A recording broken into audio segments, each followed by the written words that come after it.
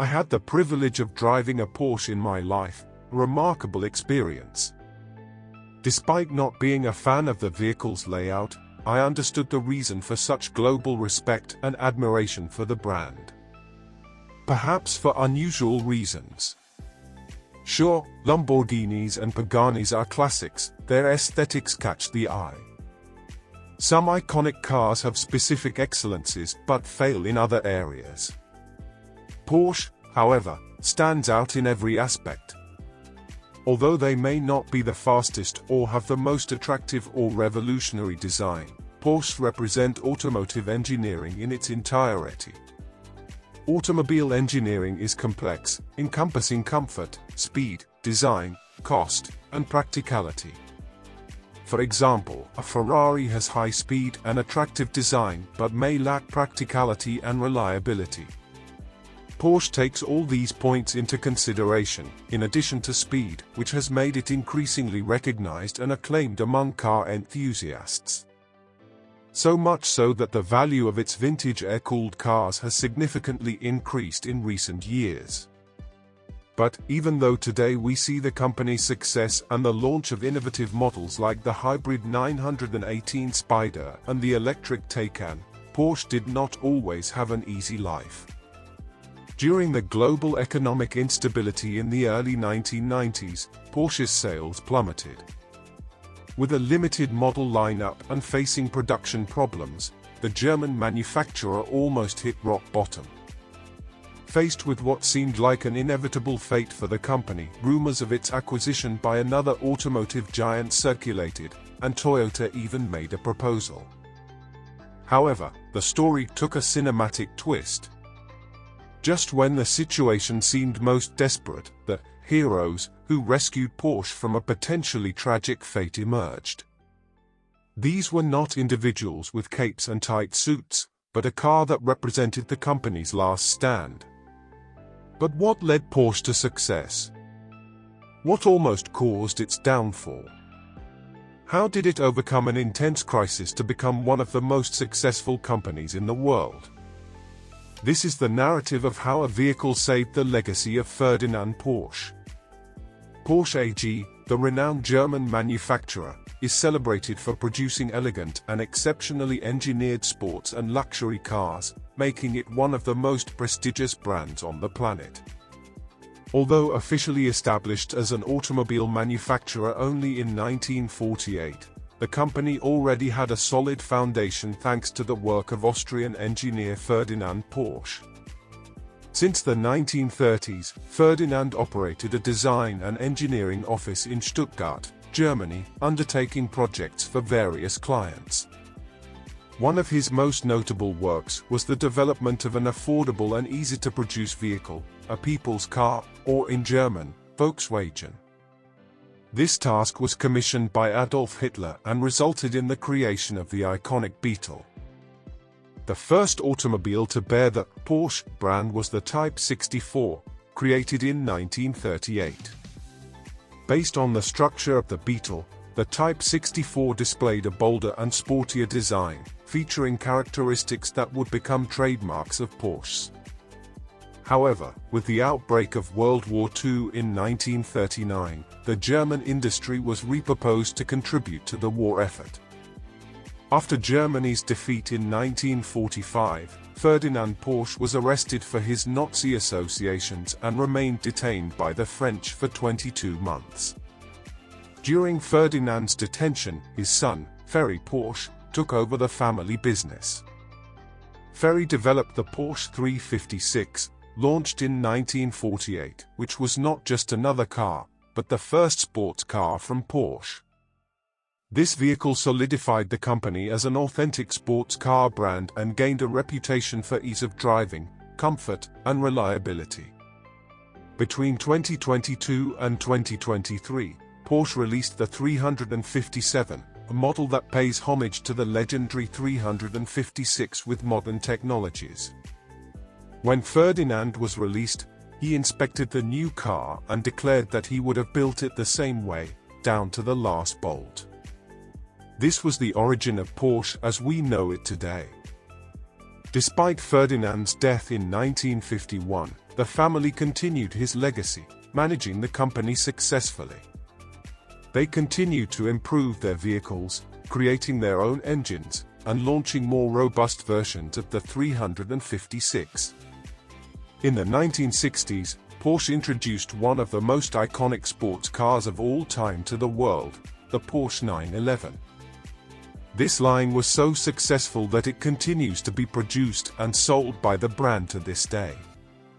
The first generation of the 911, manufactured between 1963 and 1973, had over 81,000 units produced. Throughout the subsequent decades, Porsche remained at the forefront, producing highly popular sports cars and introducing new models at the Frankfurt Motor Show. However, during the 1990s, the company faced a significant threat to its survival. If not for the leadership of a new director, Porsche's bankruptcy would have been an inevitable consequence. Porsche, renowned for years of success, established itself as an emblem of perfect German engineering. Owning a Porsche in the garage became an indication of a successful trajectory. However, the entry into the 1990s presented the company with an unprecedented challenge, an economic recession that hit the United States. This happened due to rising fuel prices, Iraq's invasion of Kuwait, and attempts by the American Central Bank to control inflation. Now, you might wonder why the situation in the United States was relevant to Porsche, the German company. The reason is simple: the American market held crucial importance for Porsche, as nearly half of the brand's cars were sold there. Due to the recession, sales plummeted, going from 50,000 cars sold globally in the mid-1980s to just 14,000 in the early 1990s. However, the production of the vehicles remained with high costs due to an inefficient system. When coupled with the company's declining revenue, Porsche found itself in a serious crisis, on the verge of bankruptcy. Toyota even made an offer of €1.5 billion for the brand, but the Porsche family was steadfast in preserving Ferdinand's legacy. In the face of imminent bankruptcy, drastic measures were needed. This is where Wendelin Wiedeking emerged, one of Porsche's production leaders, still relatively unknown, but with a golden opportunity to save the company. Wiedeking made significant decisions that proved essential for Porsche's survival at that critical moment.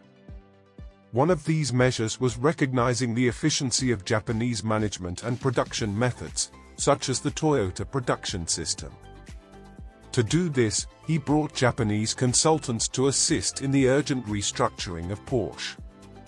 In an interview with the New York Times in 1996, Wiedeking said, "It was a huge shock for the company to accept that there were Japanese people out there, telling people what to do without even speaking German. They were tough, completely aggressive with people. And that's what we wanted." Wiedeking had a controversial leadership style, and not everyone admired him, but he was the one who gained recognition for resurrecting Porsche.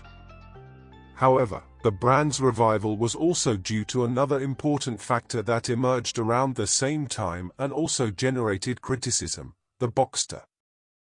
The Porsche Boxster was a proposition unlike anything the German company had launched before. For some, it was too different. The Boxster was born from the idea of producing a car that preserved Porsche's essence but was more accessible, allowing more people to acquire it and thus improving the company's revenue. Inspired by the success of the Mazda Miata, the management formed a new project team to create a more affordable Porsche convertible. The research and development team were pushed to the limit, and finally, the Boxster was revealed at the Detroit Auto Show in 1993. Porsche placed all its bets on the new model. If the Boxster failed, it would probably be the end of the company. Despite being cheaper, the Boxster was not far behind other Porsches, like the 911, and the response from the public was very positive, even surpassing the manufacturer's expectations.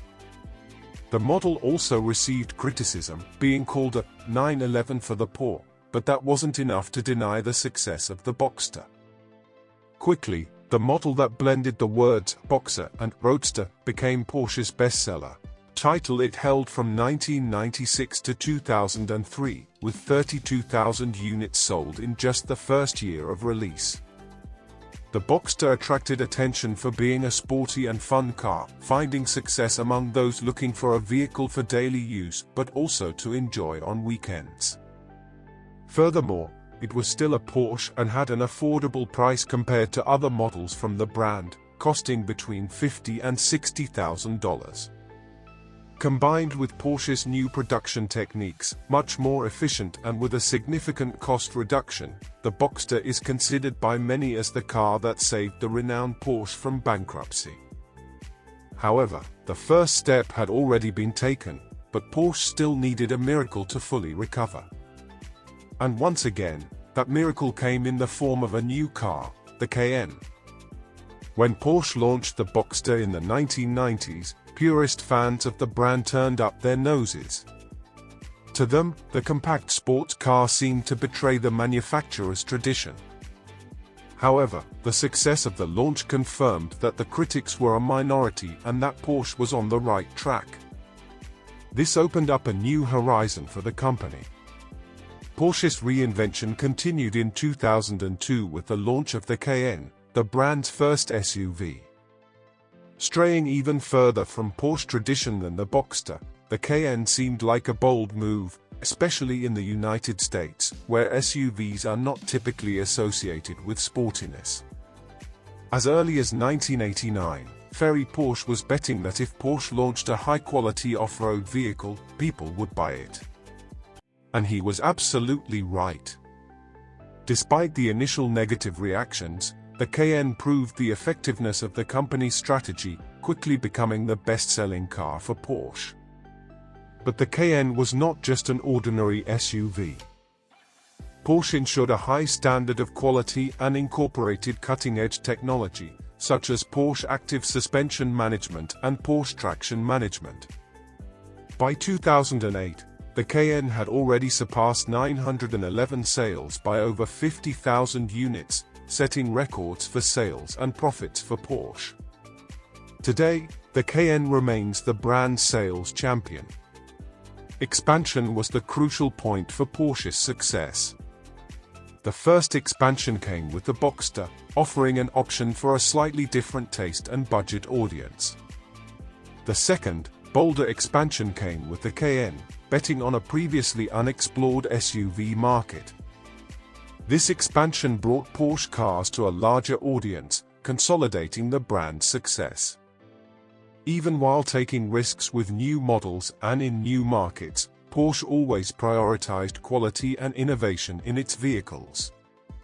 This gave buyers the assurance of owning a car with Porsche's standard of quality, the pinnacle of German engineering.